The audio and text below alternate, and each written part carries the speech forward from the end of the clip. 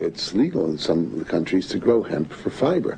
And in France, this woman whose name is France Perrier, Madame France Perrier, she builds about 300 houses a year using hemp and cement lime, and she makes a thing called isocyanver. And she mixes the lime with hemp herbs, the leftover parts of the hemp plant after the fiber's been extracted. And hemp does this amazing thing. It turns to stone, it petrifies. And so when you mix the lime and hemp herbs together, you get something stronger than cement at 1/6 the weight.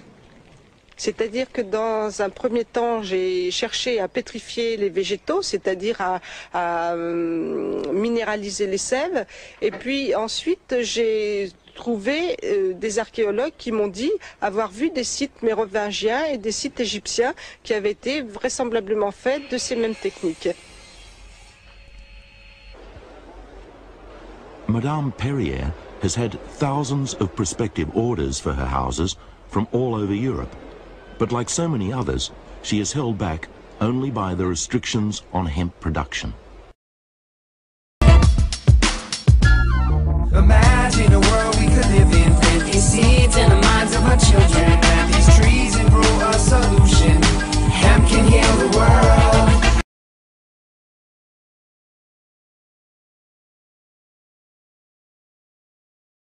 Hi, my name's Clark Snell. I'm the managing director of the Now House Institute, which is a nonprofit dedicated to finding carbon neutral solutions for the built environment. What's the point of that? Basically, climate change.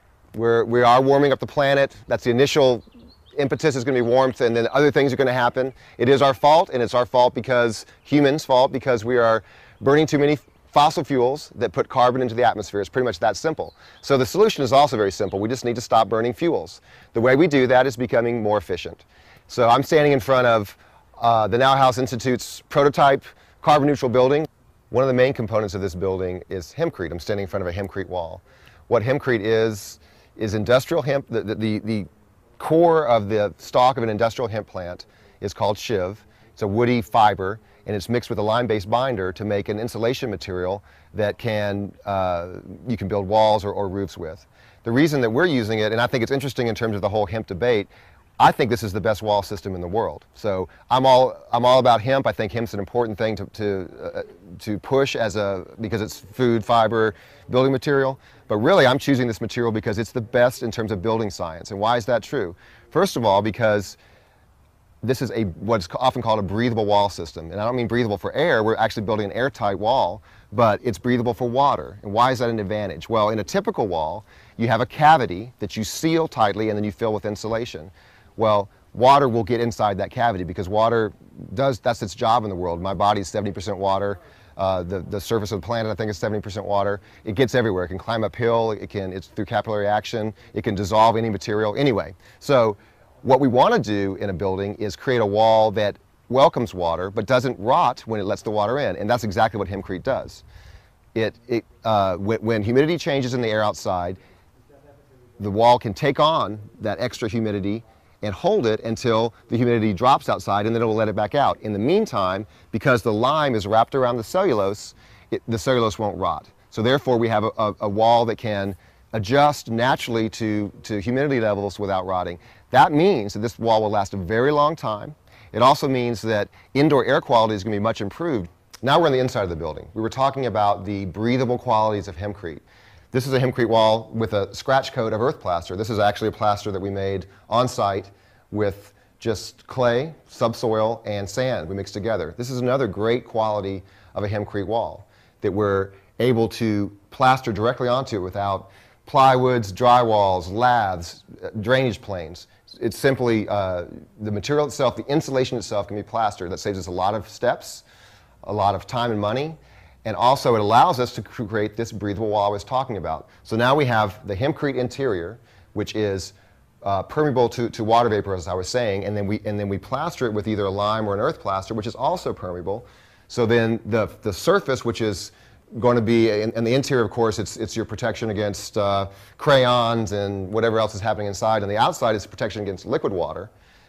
those things have the same permeability to water vapor as the HEMPCRETE itself. So therefore, we're in the inside of the building. Let's say you're in a shower, or let's say that this is the kitchen, and there's water vapor in the air. The wall will take that on and hold it while until the interior relative humidity goes down, and then it'll let it back out. So we basically are creating a stable interior relative humidity with a passive material, just with a wall material. So that's a huge advantage of HEMPCRETE. It's basically, in the simplest way of saying it, it's a healthier wall. So we said it's a longer lasting wall because it deals with water well. It's also a healthier wall because it deals with water well.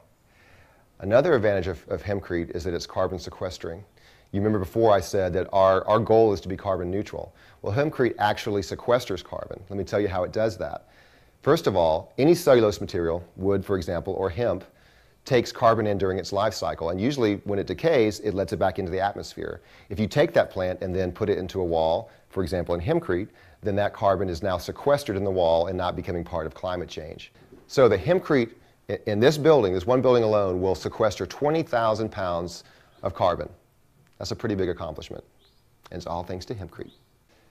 HEMPCRETE is part of the natural building world. What are natural materials? They're basically materials that are usually local or site harvested or have low embodied energy like HEMPCRETE does.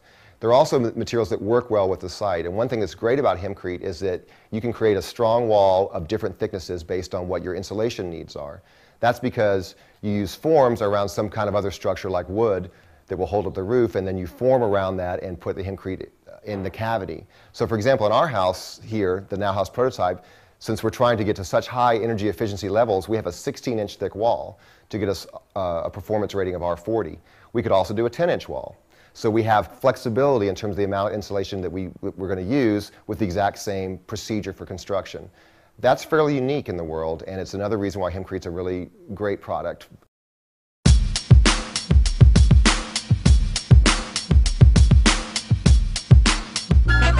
Imagine a world we could live in. Plant these seeds in the minds of our children. Plant these trees and grow a solution. Hemp can heal the world. Imagine a world we could live in. Plant these seeds in the minds of our children. Plant these trees and grow a solution. Hemp can save the world.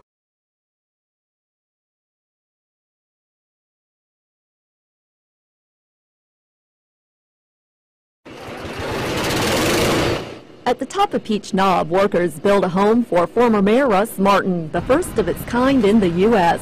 Europe's been using this product for about 10 to 15 years, and they're pretty far ahead of us in green building. The product is industrial hemp. Madeira's company imports it from the UK to make HEMPCRETE. HEMPCRETE is mixed with a lime-based binder. Before you make any jokes about workers getting high on the job, builders quickly point out that hemp is not marijuana. The industrial hemp plant is a cousin of the marijuana plant, but it has very little, 0.03% THC. You can't get high on this. Madeira says HEMPCRETE has many health and economic benefits.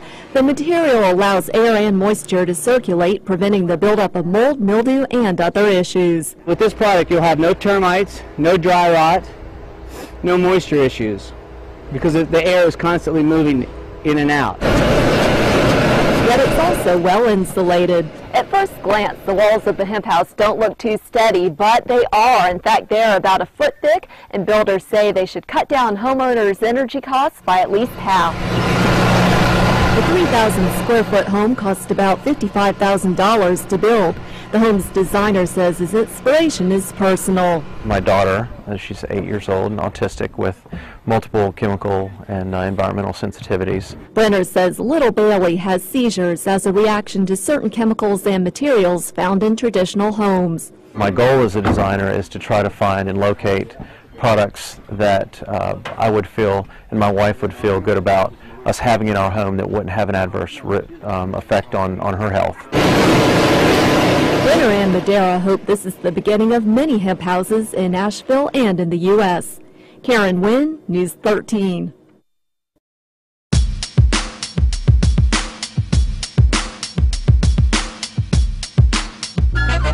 Imagine a world we could live in. Plant these seeds in the minds of our children. Plant these trees and grow a solution. Hemp can heal the world. Imagine a world we could live in.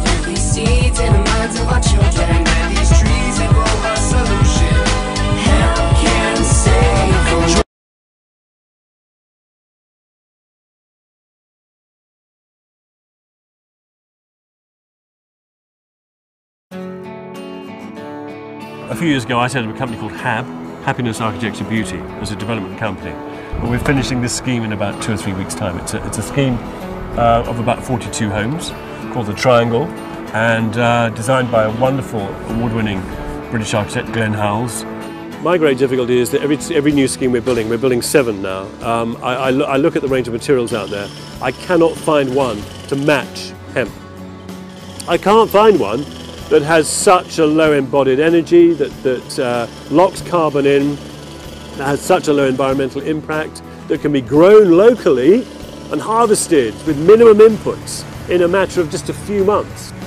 It's an incredibly expedient building method. Every other system I look at involves a skin and a structure and an insulation, and then you're worrying about where the thermal mass goes, and I cannot find a material which does what hemp does. And we made a television series about this project, and we went off and planted a field of hemp, and over 12 or 14 weeks watched it grow to 4 meters tall. And that was next to a power station, which was rather neat. So, and the trains went by and the motorway went by, and you saw the plumes of smoke coming out of the chimneys of the power station. You thought, this field of hemp is absorbing all the CO2 and dirt, and we're going to build houses with it. So for me, there's a sort of tremendous excitement in the pioneering notion of using this material. The project manager here on site said to me, he loved the material because we had this lorry reversing on site, a big cement mixing lorry. Instead of pouring out heavy, wet, toxic, caustic concrete, it would instead pour out this sort of fluffy, lightweight stuff that looks like sawdust. It didn't require any power tools. So all we had was buckets and barrows and blokes.